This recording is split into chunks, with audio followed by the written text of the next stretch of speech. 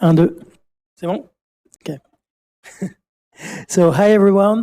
I'm Moshe Malawach, real name Jonathan. So, nice to meet you. I will present the Aleph.IM project.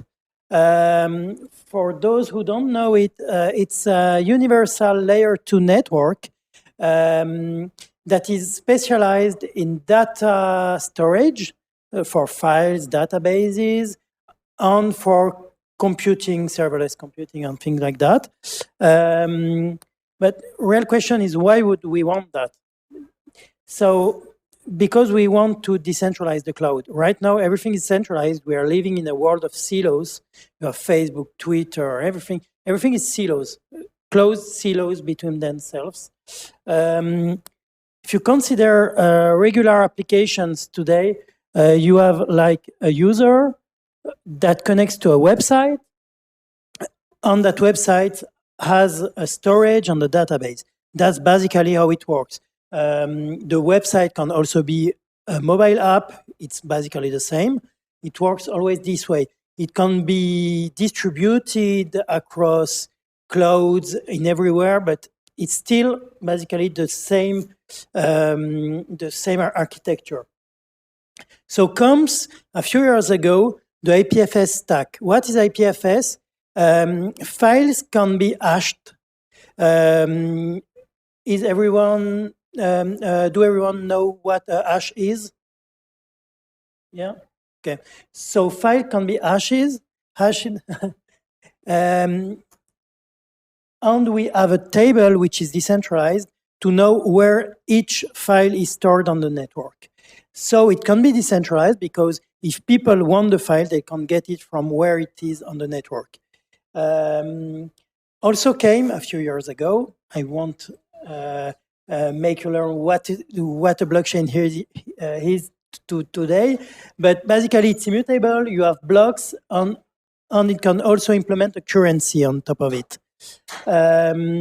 So the existing solution for typical Web3 dApps today, using Ethereum, for example, you have a user that connects to a front end, which can also be a mobile app, which connects through an API server to a smart contract that will give a result on what they want, and the smart contract will be on a blockchain. On the API servers, we will be nodes of a blockchain. You will often use IPFS to be able to store files, images, or larger contents that would be too expensive to store directly on the blockchain or on the smart contract.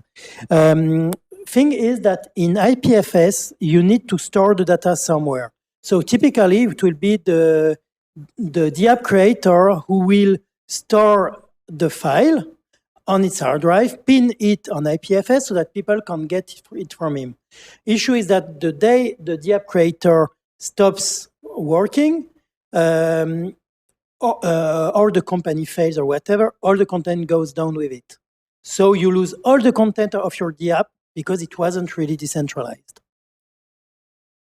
So as issues, we have delays because we need to wait the time of blocks to get data validated on the network, which can be 10 seconds, 20 seconds, 30 seconds. On some more centralized blockchain, it can be 1 or 2 seconds on EOS or things like that. There is also a cost issue for the users that because they need to hold ETH to interact or stake EOS or whatever. It's the same on all blockchains. It means that we also have an issue on onboarding people, asking them to install MetaMask, get ETH to be able to use your app. You lose 99.99% of your users. And we also have an issue with the storage, which is typically centralized in this kind of uses. So how can we fix this? By using an off-chain state network. The whole network keeps a state that is upgraded instantly. We can make actions free for the users, having nodes of a network pay the actual blockchain fees, incentivize the storage on on a lot of nodes of a network on big cross chains, so that you can use your wallet, your MetaMask wallet, your O3 wallet from Neo, your EOS DApp browser, etc., so that we can get all the users on our DApp and lower the barrier of entry. So how did we architecture our network? We have a user that connects to a front end again. This front end can be a web app, a mobile app, a desktop app, whatever. This front end connects to the Aleph network using either direct DHT-based peer-to-peer network using lib peer-to-peer, or through API servers of the Aleph network. Then this Aleph network goes and writes on blockchains and accepts address from any blockchain, and can get data from the assets of those chains, from the ledger of those chains, on smart contracts on underlying chains. The Aleph network will also distribute and incentivize storage on our own storage system and compatible with IPFS if need be. And we will also have smart virtual machine, which is the equivalent of smart contract on the network. So more technically, what happens when you do an action on the Aleph network? At start, you have your data source, which can be IoT device, your DApp, or data providers that will sign a message using an embedded wallet inside.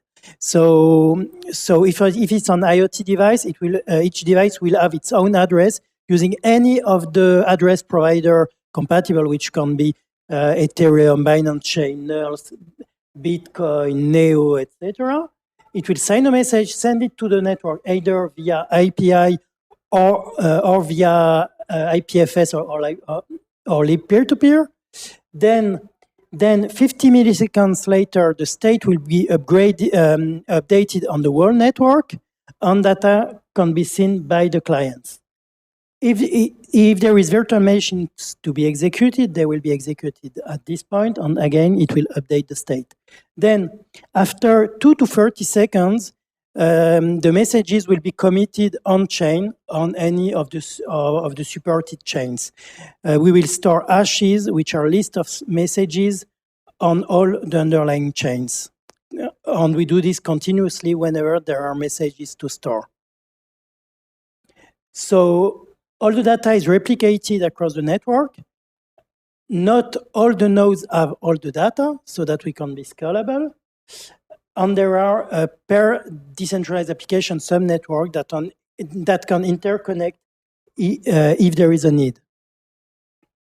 So the current state of the project, we currently have an MVP network live. We handle file storage, posts, which are document-based database, aggregates, which is a key value database. We don't have the virtual machines yet on the network. It's a work in progress. And we have a few blockchains that are connected, which currently are NERS, Ethereum, and Binance Chain.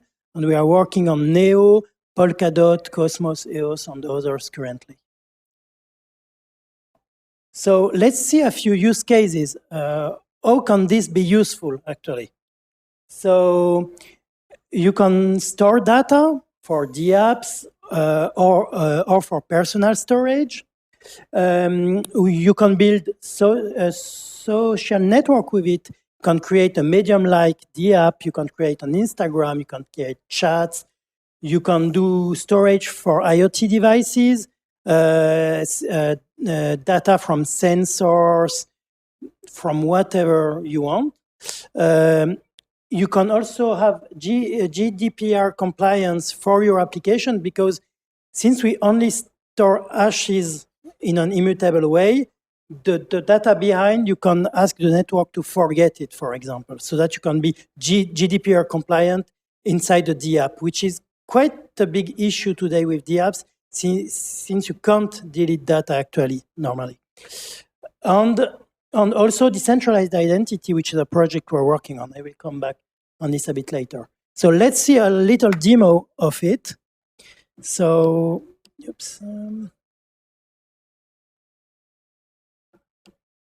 So this is our personal storage decentralized application. Let me create an account for the sake of this talk. Okay, so here I said, yeah, blah, blah. I will keep this key. It's mine. Okay, so let's see files. Let me upload, create a folder. So my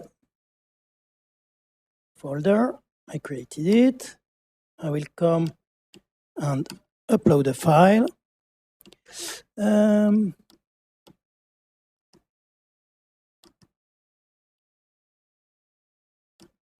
Okay, for example, this one.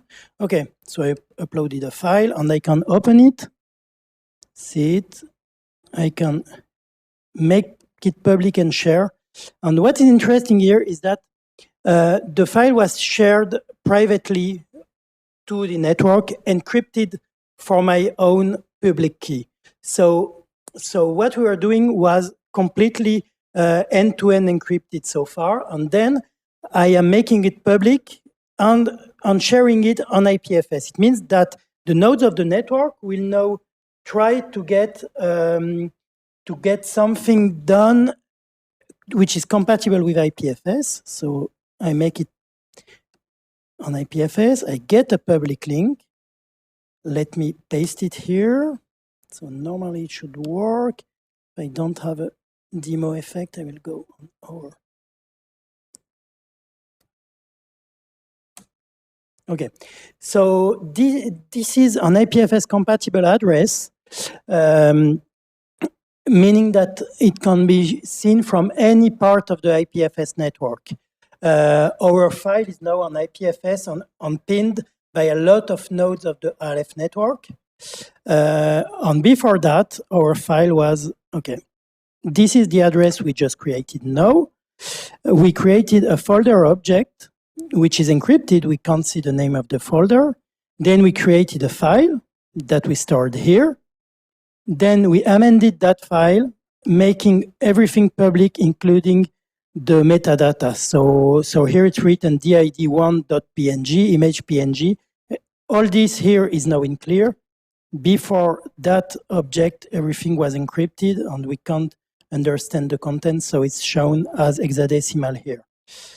We can do the same for nodes, which are, say, it's okay, my test node.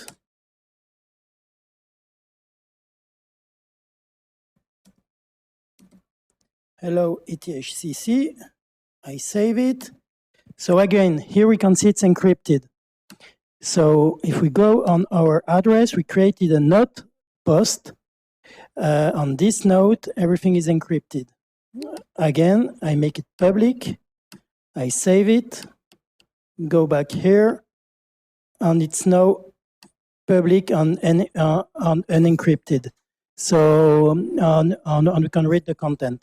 On the same way, we can get a shareable link, which is now on our DApp for the formatting, my test node, hello, EthCC. This is some kind of permalink for this node. And as you might have seen, I just created an account. I didn't need to hold any Aleph token or any ETH token. And I've just gone in the DApp and it works. And everything is instant. The network took everything for us. And if I go back here, I can see that of all the actions we did, they are already confirmed on Ethereum and the network. It has been posted on 2 blockchains already, all the actions that we did so far. So that's a quick demo of our personal storage DApp. There is also this one. So this one, there is a little demo effect. Okay, it's a medium equivalent based on Aleph. Okay, no, it's loading. It was just slow. So it's articles, and you can just log in and create just an article. If we had MetaMask, we would have a MetaMask button because it's compatible with Ethereum, this one. You can use addresses from all the networks, so including Ethereum. That's why we are here on the Aleph.D apps. Okay, so this was for the demo. Another use cases which we are seriously working on right now with signups on Ledger from the hardware wallets. It's the decentralized identity one.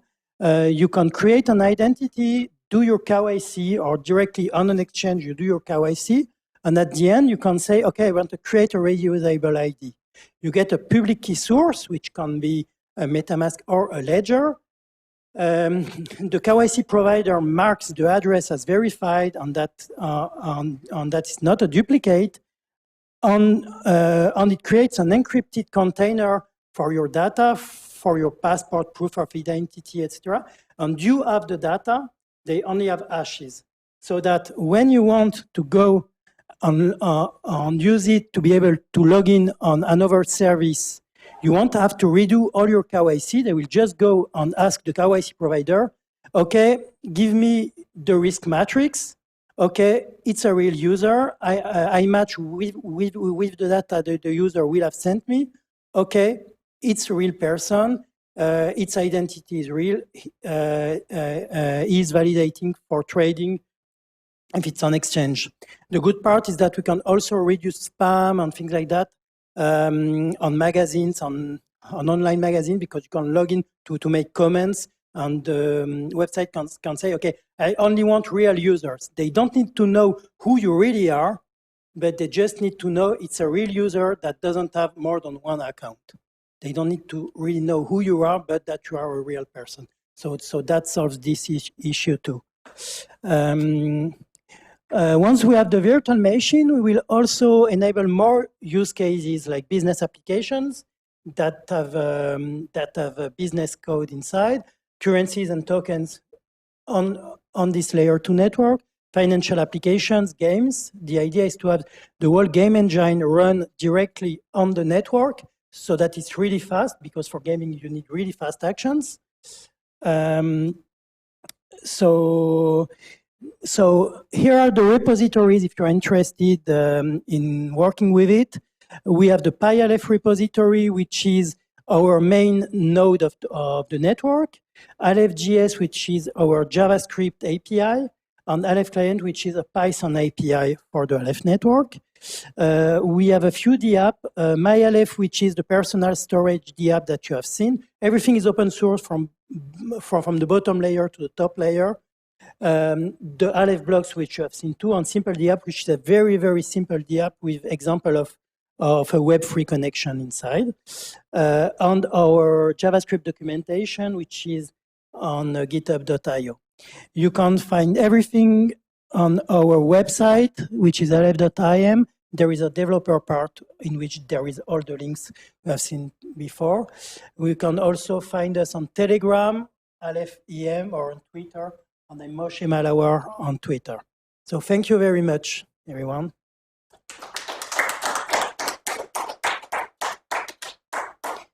Is there any question?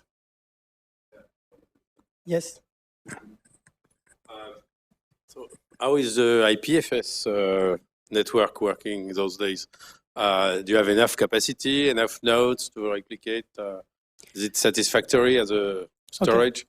So that's a good question, actually. There is a few issues with the way IPFS works currently. That's why for our own use, we started using IPFS to move the data across the network. We don't anymore. We have our own network based on peer-to-peer, and we only make on IPFS the data that is interesting and that developers chose to put on IPFS. So in the API, you can choose the storage backend. It's either ours or IPFS. It's a bit more costly to use IPFS, but it's compatible. And since we lowered and we don't do everything on IPFS, it works. So you mean it's costly in time? Yeah. Access time? Okay. Yeah, exactly. Okay. Because as I understand, IPFS participants, they are not, they have no incentive, Yeah. right? It's free. The Aleph network will pin data for you on the Aleph nodes, and anyone can start a node, so that nodes are incentivized for it. And I'm not sure about the status of Swarm. Yeah. Did you investigate the usage of Swarm? Yeah, we investigated, and it wasn't really relevant to our use case because we are creating a network which is a bit different. Any other question? No? Okay. Thank you very much.